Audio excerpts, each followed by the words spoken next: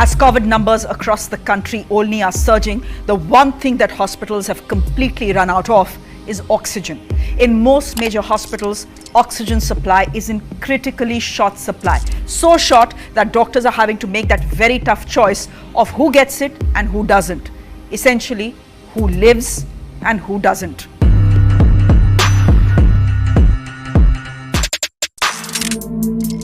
In Nasik, an oxygen leak at the municipal hospital has left 22 COVID patients who were on ventilators dead. This is a war, the biggest India has ever fought or ever will. A time when high-end defense technology needs to be used to save lives. The Defense and Research Development Organization, whose job is to develop cutting-edge fighters and missiles and combat platforms for India's armed forces, is now harnessing this technology that they have developed for the Tejas aircraft to make medical-grade oxygen.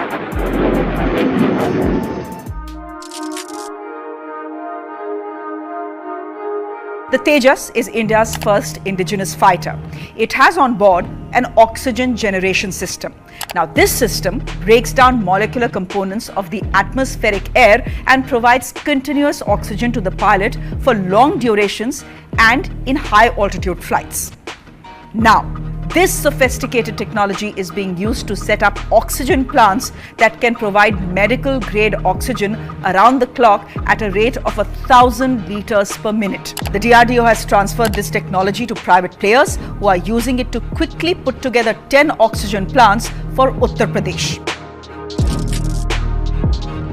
Not just that, the DRDO is also offering a contraption called the Supplemental Oxygen Delivery System that is used by soldiers in extremely high altitude areas, say like Siachen or Ladakh. This system delivers oxygen based on your oxygen saturation levels and prevents a person from sinking into hypoxia, which is fatal in most cases.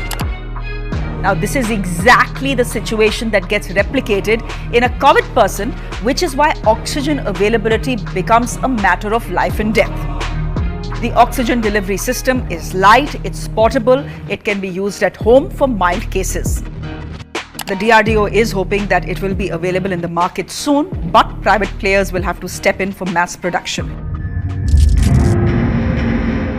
Apart from offering sophisticated military technology to fight the epidemic, another unprecedented step has been announced by the Ministry of Defense. The Indian Armed Forces will be opening their hospitals to civilians wherever possible. As health infrastructure across the country is stretched to the limit, with some 2.75 lakh cases being reported every day, Defense Minister Rajnath Singh has asked the Army to pitch in. All three forces, which means the Army, the Navy and the Air Force, run their own hospitals, which cater to the needs of veterans, of serving officers, Jawans, their families as well. Now, these hospitals themselves are dealing with a crunch because of the rapidly spreading double mutant. The Army itself is dealing with a deluge of cases in all command hospitals, including Lucknow and Secunderabad. In Delhi, the Army has had to shut down regular services at the base hospital in the Cant to convert it into a COVID-only facility. In another major move, the Army, Navy and Air Force have been asked to identify and mobilize their retired doctors who have been fully vaccinated to man the COVID hospitals that are being created by the DRDO and HAL across the country. The ministry, which is the Defense Ministry, is flooded with petitions from various states to construct these pop-up COVID hospitals like the one that the DRDO has opened in Delhi. Within 2 hours of the facility opening 250 beds, all of them were taken. The ministry has also asked all 63 cantonment boards that run their own hospitals to open their doors to people who live outside camp premises as well. The DRDO is in the process of setting up and reactivating COVID hospitals in 6 cities, including Delhi, Lucknow, Ahmedabad, Banaras and Nasik.